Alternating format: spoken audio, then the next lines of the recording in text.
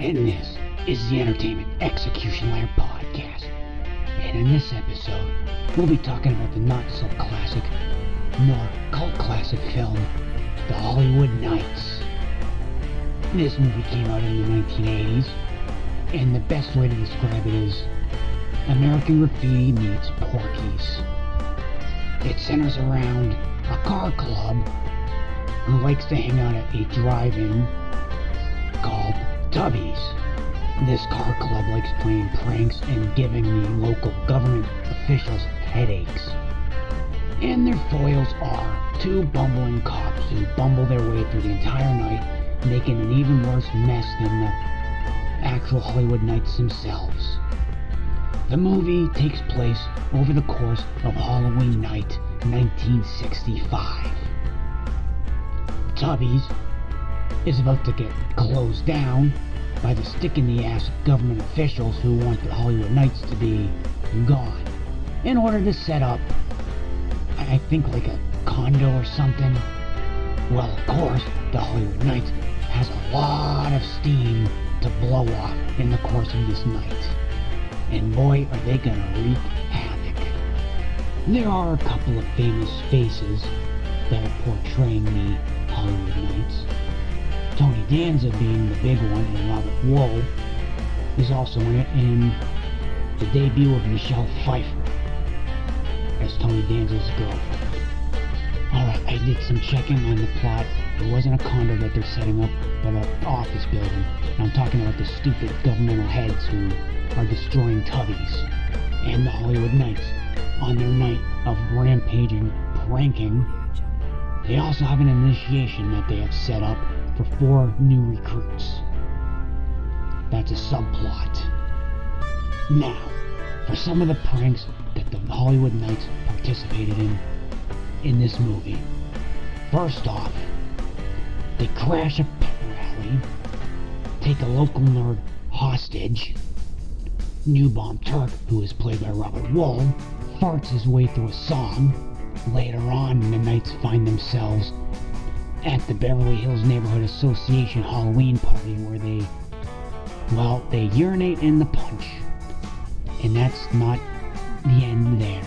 They tear up a small plant garden, and then there's the Sasha Dubinsky incident. The one-armed violinist.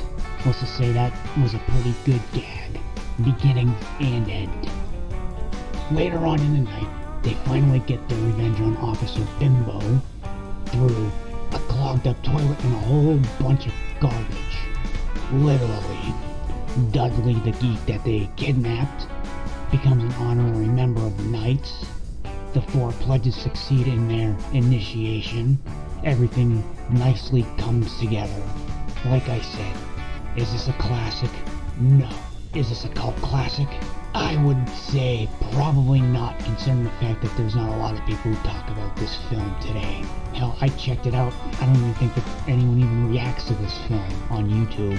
Why am I talking about this? Because about 25 years ago I came across it in the movie rental store, back when they actually still had movie rental stores, and I actually thought this film was pretty funny. I bought it on VHS, the VHS died, and I have it on Blu-ray now.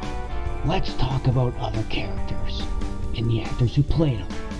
This was a very early role for the nanny's Fran Dresser, who played Sally, a girl who entertains New Bomb Turk eventually in the film. And well, there was a very funny event that led to them not, going all the way. Gary Graham, who played Jimmy Shine, he was one of the Knights, and well, he ended up getting drafted into the Vietnam War. Sandy Helberg played Officer Clark, who was the skinny, funny cop in the film, kind of goofy, and Gellert Sarton played Officer Bimbo. He's probably best known for playing the fat brother in the movie Ernest Goes to Jail, the overzealous security guard. He also starred in a Laurel and Hardy film, co-starring Bronson Pinchot. Joyce Heiser played Brenda Weintraub, one of the Iron Box twins. You might remember her from Just One of the Guys. Let's get into some production details. Tubby's Drive-In was filmed at an old A&W root beer location that had closed down prior to the filming. It was located in Los Angeles, California. Robert Wool, Tony Danza, and Stuart Pankin all played teenage characters, despite the fact that they were all in their late 20s and early 30s when filming took place.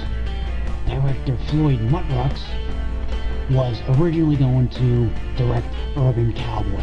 However, I guess that kind of fell through because he didn't end up directing it. He would have casted Michelle Pfeiffer as the role of Sissy, but I guess other things happened.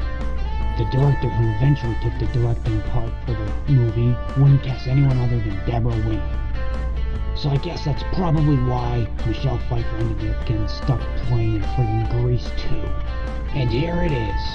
The Hollywood Knights is considered to be an inferior ripoff of American Graffiti, just like I said. And the film itself is just primarily known for the debut performances of certain cast members. Here's a little touch of trivia. There's a Columbus, Ohio band named the New Bomb Turks. They took the name from the film's protagonist. And there is a restaurant called the Melt Bar and Grill in Lakewood, Ohio, which has a sandwich named after the New Bomb Turk. It's called the New Bomb Turkey Club, in honor of the film's protagonist. The 1957 Chevy Bel Air 210, driven by Tony Danza and Michelle Pfeiffer, is a famous project car called Project X that began life as a magazine test mule, popular hot rodding in 1965, the same year that this film took place. The movie was released on May 30th, 1980 by Columbia Pictures, and the production company was Polygram Pictures. Its runtime was 91 minutes long, the budget was $4 million, and it brought in $10 million at the box office. Was this a dud? No. For the type of movie this was, I'm actually glad that it brought in $10 million. And for what this movie was, and the fact that it really isn't that popular, at least amongst a large group of people, I'm actually glad that this film has a legacy that it does. I mean, there's a sandwich named after the main protagonist, and there's a friggin' band named after the protagonist. Quality-wise, I would say that this is definitely at least a little bit better than average. I mean, this isn't a piss-poor film. Is it a classic? No, it's not. Is it a cult classic? If it's not, it definitely should be. Well, anyways, this is pretty much the end. This has been the Entertainment Execution Lab Podcast. Until next time.